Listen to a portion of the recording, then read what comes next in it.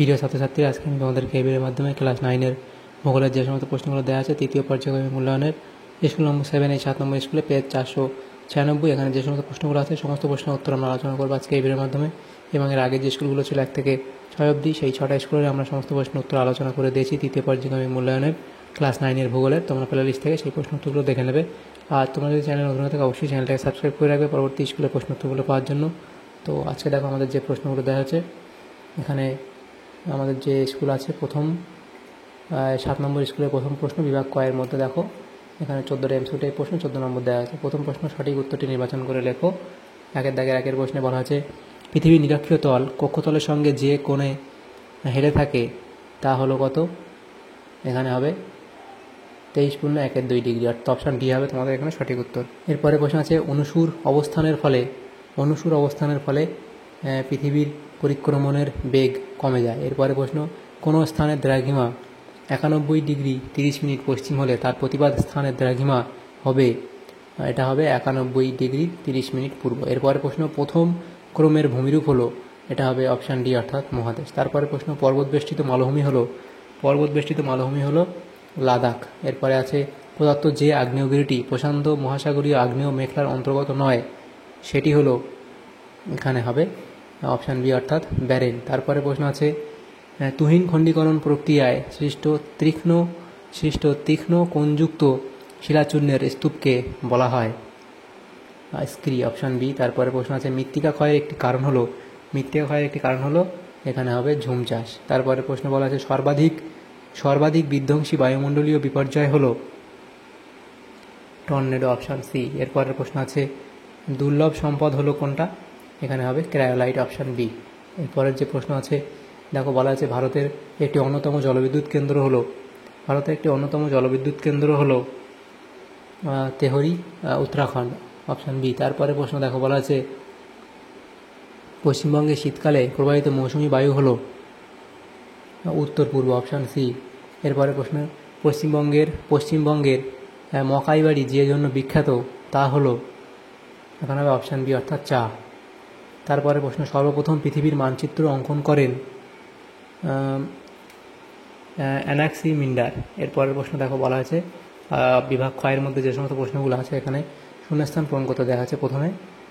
তো শূন্যস্থান পূরণের যে প্রশ্নগুলো আছে দেখো, প্রথম প্রশ্ন বলা আছে পৃথিবীর আবর্তনের বেগ পৃথিবীর ড্যাশ ওপর নির্ভর করে, পৃথিবীর অক্ষরেখার উপর নির্ভর করে। এরপরে প্রশ্ন, পূর্ব গোলার্ধ থেকে আন্তর্জাতিক তারিখ রেখা অতিক্রম করার সময় তারিখ একদিন ড্যাশ নিতে, একদিন বাড়িয়ে নিতে হয় বা একদিন যোগ করতে হয়, একদিন বাড়িয়ে নিতে হয় বা একদিন যোগ করে নিতে হয়।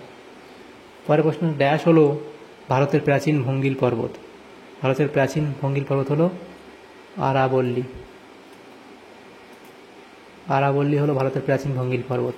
এরপরে প্রশ্ন, চুনাপাথরযুক্ত অঞ্চলে আবহবিকারে ড্যাশ পদ্ধতিটি ক্রিয়াশীল হয়, এটা হবে রাসায়নিক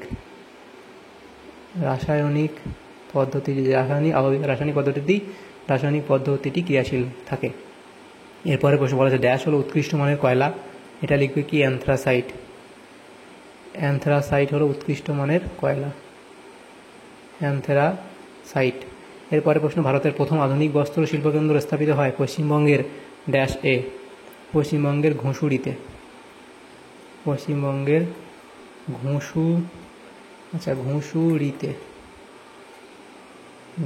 এরপরে প্রশ্ন, হুগলি ও ড্যাশ নদীর সংযোগস্থলকে হলদিয়া বন্দর গড়ে উঠেছে, হুগলি ও রূপনারায়ণ নদীর সংযোগস্থলে হলদিয়া বন্দর গড়ে উঠেছে। এরপরে দেখো যে শুদ্ধ অশুদ্ধ করতে দেওয়া হয়েছে বিয়ের দাগের প্রশ্ন। সেখানে প্রথম প্রশ্ন 2024 সালটি একটি অধিবর্ষ হবে, এটা হবে শুদ্ধ।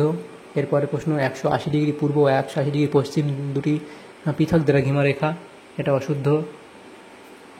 তাপ্তি নদীর উপত্যকা একটি গ্রস্ত উপত্যকা, এটা শুদ্ধ। এরপরে আছে রেন ওয়াটার হারভেস্টিং প্রকল্পটি বন্যা ব্যবস্থাপনার উদ্দেশ্যে চালু হয়েছে, তো এটা এখানে হবে অশুদ্ধ। এরপরে প্রশ্ন, সিঙ্গালীলা পর্বতশ্রেণী নেপালকে পশ্চিম দিক থেকে পৃথক করেছে, এটা অশুদ্ধ। এরপরে আছে সুন্দরী হলো এক প্রকার শুষ্ক পর্ণমোচী উদ্ভিদ, এটাও ওখানে অশুদ্ধ। এরপরে প্রশ্ন আছে কি বলা আছে দেখো, এরপরে প্রশ্ন ভূবৈচিত্র্যসূচক মানচিত্র হলো পরিমাণগত মানচিত্র, এটা শুদ্ধ। এরপরে সি এর দাগের যে প্রশ্নগুলো আছে দেখো, সি এর দাগের প্রশ্নতে কি বলা আছে, পৃথিবীর আবর্তনের ফলে যে দিক বিক্ষেপ সৃষ্টি হয়, যে দিক বিক্ষেপ শক্তির সৃষ্টি হয় তাকে কি বলে, সেটা হলো কোরিওলিস বল। কোরিওলিস বল বা শক্তি, কোরিওলিস শক্তি বা কোরিওলিস বল। এরপরে প্রশ্ন আছে একটি নিরপেক্ষ পাত সীমানার উদাহরণ দাও। এই নিরপেক্ষ পাত সীমানার উদাহরণ তোমরা এখানে দিতে পারো যে মধ্য আটলান্টিক অঞ্চল, মধ্য আটলান্টিক অঞ্চল। এরপরে প্রশ্ন আছে কি সকল অবরোহণ প্রক্রিয়ার সম্মিলিত ফলকে কি বলে, এটা আমাকে ক্ষয়চক্র বলে, ক্ষয়চক্র বলে। এরপরে প্রশ্ন ভারতের বৃহত্তম লোহা খনি কোনটি, ভারতের বৃহত্তম লোহা খনি কোনটি, এটা হলো বয়লাডিলা। এরপরে প্রশ্ন দেখো পশ্চিমবঙ্গে জোয়ারের জলে পুষ্ট একটি নদীর উদাহরণ দাও, সেটা হবে হুগলি নদী, হুগলি নদী। এরপরে প্রশ্ন আছে পশ্চিমবঙ্গের প্রধান ক্ষুদ্র শিল্প কোনটি, এটা হবে পশ্চিমবঙ্গের প্রধান ক্ষুদ্র শিল্প কোনটি, এটা হচ্ছে হস্তশিল্প।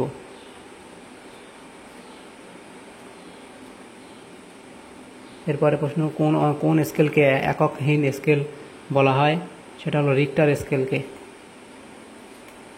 রিক্টার স্কেলকে এককহীন স্কেল বলা হয়। তাহলে এখানে এই প্রশ্নগুলো হয়ে গেল। এরপরের যে প্রশ্ন দেখো ডি, সেখানে বাম স্তম্ভের সাথে ডান স্তম্ভ মেলাও। প্রথম প্রশ্ন নেভেলি, নেভেলির সাথে কি মিলবে, এই নেভেলির সাথে মিলবে এখানে লিগনাইট খনি। এরপরে আছে হরিণঘাটা, এটা হবে খাদ্য প্রক্রিয়াকরণ শিল্প। তারপরে আছে ল্যাটেরাইট মৃত্তিকা, ল্যাটেরাইট মৃত্তিকা হলো লোহা ও অ্যালুমিনিয়াম অক্সাইড। এবং শিলং মালভূমি, সেটা হলো অপশান সি অর্থাৎ হোস্ট। এভাবে তোমরা এখানে বাম স্তম্ভ ডান স্তম্ভ মিলিয়ে নেবে। বিভাগ গয়ের মধ্যে দেখো যে প্রশ্নগুলো আছে 3 দাগের প্রশ্ন, নিজের প্রশ্নগুলি সংক্ষেপ উত্তর দাও, বিকল্প প্রশ্নগুলি লক্ষণীয়। এখানে টোটাল 12টা, এখানে 6টা প্রশ্ন উত্তর করতে হবে, 2 নম্বর করে 12 নম্বর আছে। প্রথম প্রশ্ন মহাবৃত্ত বলতে কী বোঝো, সেটা তোমরা লিখবে। এবং মেরুজ্যোতি সৃষ্টির কারণ কী, মেরুজ্যোতি কী এবং সৃষ্টির কারণ সৌরঝড়, পৃথিবীর চৌম্বকক্ষেত্র এবং কণা বা চৌম্বকক্ষেত্রের সংঘর্ষ।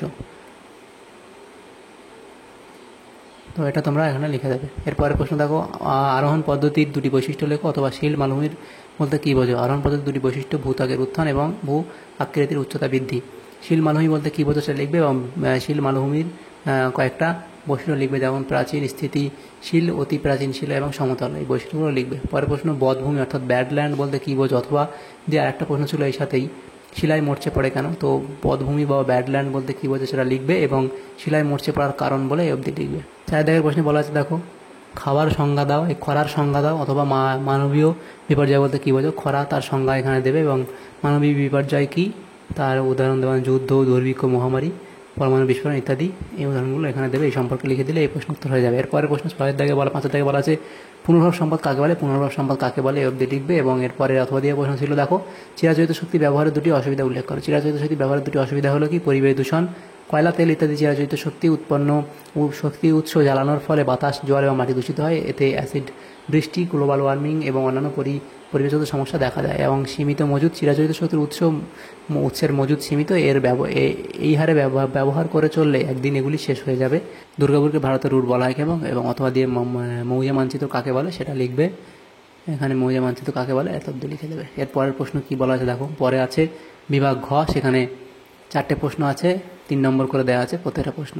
তো প্রথম প্রশ্ন নিচের প্রশ্নগুলি উত্তর দাও, বিকল্প প্রশ্নগুলি লক্ষণীয়। প্রথম প্রশ্ন আছে সূর্যের আপাত দৈনিক গতিপথটি ব্যাখ্যা করো, তো সেটা এর ডিটেলস এখানে দেওয়া আছে, পুরোটা এই অবধি তোমরা লিখবে। এরপরে প্রশ্ন অথবা দিয়েছে, এই প্রশ্নের সাথে অথবা দিয়েছিল স্থানীয় সময় ও প্রমাণ সময়ের মধ্যে পার্থক্য উল্লেখ করো।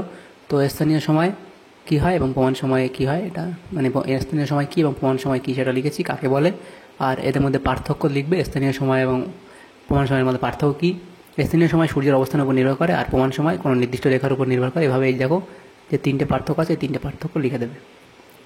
এরপরে প্রশ্ন ছিল বদ্বীপ সমভূমি ও উপকূলীয় সমভূমির মধ্যে পার্থক্য, একদম এত অবধি দেওয়া আছে। গঠন, আকৃতি, উর্বরতা, উদাহরণ এগুলোর মধ্যে দিয়ে দেবে পার্থক্য। 2 দাগে অথবা দিয়ে প্রশ্ন ছিল মাটি সৃষ্টিতে আবহ বিকারের ভূমিকা উল্লেখ করো।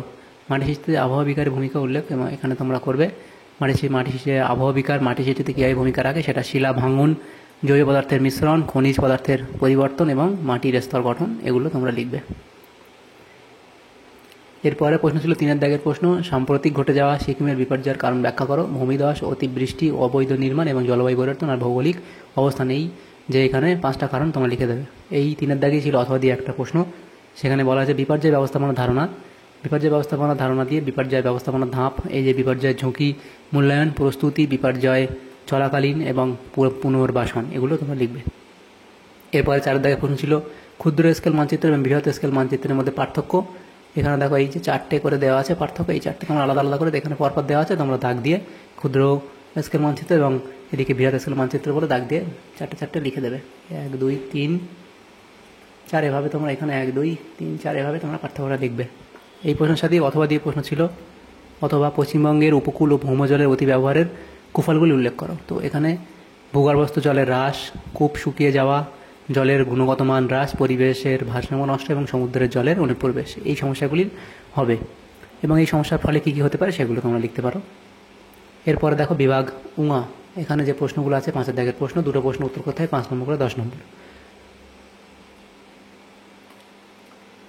দেখো দিন ও রাত্রির হ্রাস বৃদ্ধি কীভাবে সংঘটিত হয় চিত্র সহ ব্যাখ্যা করো। তো বই থেকে তোমরা ছবিটা এঁকে নেবে এবং দেখো পৃথিবীতে দিন ও রাতের দৈর্ঘ্যের হ্রাস বৃদ্ধির কারণ 21শে মার্চ ও 23শে সেপ্টেম্বর এই দুটি দিন ছাড়া বছরের বাকি দিনগুলিতে পৃথিবীর সর্বত্র দিন ও রাতের দৈর্ঘ্য হ্রাস বৃদ্ধি হয়, এগুলো তোমরা লিখবে। এবং কর্কট ক্রান্তির পরবর্তী সময়ে, জলবিষুর পরবর্তী সময়ে, মকর সংক্রান্তি এবং মকর সংক্রান্তির পরবর্তী সময় এই কীভাবে কী হয় পরিবর্তন সেটা লিখবে এতটা। এবং পরে এই দুটোও লিখবে, মহাবিশ্বের সময় এবং মহাবিশ্বের পরবর্তী সময় কী হয়।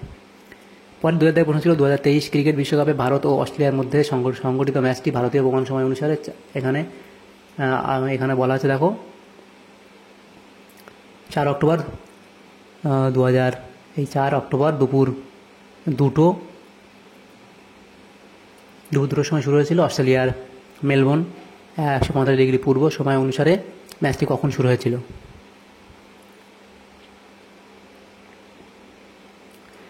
দেখো ম্যাচ শুরুর সময় ভারতীয় প্রমাণ সময় এত অনুযায়ী 2টো এবং মেলবোর্নের দ্রাঘিমা 145 ডিগ্রি পূর্ব এবং ভারতীয় প্রমাণ সময় এত।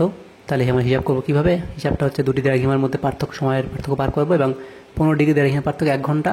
তো সেভাবে তোমরা করতে পারো। তো এভাবে তোমরা করতে পারো যে 1 ডিগ্রি এখানে দেখো 1 ডিগ্রি দ্রাঘিমার পার্থক্যে সময়ের পার্থক্য হয় কত, 4 মিনিট। এভাবে তোমরা করতে পারো। এভাবে তোমরা এই যে 62.5 ডিগ্রি দ্রাঘিমার পার্থক্যে কত মিনিট হবে সেটা তোমরা বার করলে তোমাদের এই সেম আসবে। এখান থেকে তোমরা 4 ঘন্টা 10 মিনিট ধরে নিতে পারো। তো ধরে নিয়ে দেখো যেহেতু মেলবোর্ন ভারতের পূর্বে অবস্থিত, তাই মেলবোর্নের সময় ভারতের সময়ের চেয়ে এগিয়ে থাকবে। তো সেহেতু দুপুর 2টো প্লাস 4 ঘন্টা 10 মিনিট অ্যাড করতে হবে, করলে এখানে বিকাল 6টা 10টা বা 6টা 10 হবে। তো অঙ্কটা এভাবে করে নেবে। অভিসারী পাত সীমান্তে কীভাবে ভঙ্গিল পর্বতের সৃষ্টি হয় চিত্র সহ ব্যাখ্যা করো। তো এখানে ভঙ্গিল পর্বতের সৃষ্টির প্রক্রিয়া, তো এই ডিটেলস দেখা আছে, চিত্র দেখা আছে, পুরোটা লিখে দেবে। পরের প্রশ্ন ছিল কি মরু অঞ্চল ও সংগঠিত আবহাওয়া বিকারের বিভিন্ন পদ্ধতিগুলি আলোচনা করো। খরা, উচ্চ তাপমাত্রা, মরুভূমির বাতাস, বাষ্পীভবন ও জলাবদ্ধতা, মরু অঞ্চলের নির্দিষ্ট আবহাওয়া এবং বালির টিলা ও স্যান্ড ডুনস এবং মরুভূমির জীববৈচিত্র্য, এগুলো লিখবে। এরপরে ছিল দেখো 2 দাগের প্রশ্ন, যে কোনো 2টি প্রশ্ন উত্তর দাও। এখানে 2টো প্রশ্ন 5 নম্বর করে আছে, 10 নম্বর। পশ্চিম ভারতে খনিজ তেলের বন্টন আলোচনা করো। মহারাষ্ট্র সেখানে কতটা খনিজ তেল আছে, কীভাবে বন্টন হয় সেটা। গুজরাট পেট্রোলিয়াম রিফাইনিং এবং অন্যান্য গুরুত্বপূর্ণ স্থান এবং উপসংহার বলে এগুলো লিখবে এগুলো।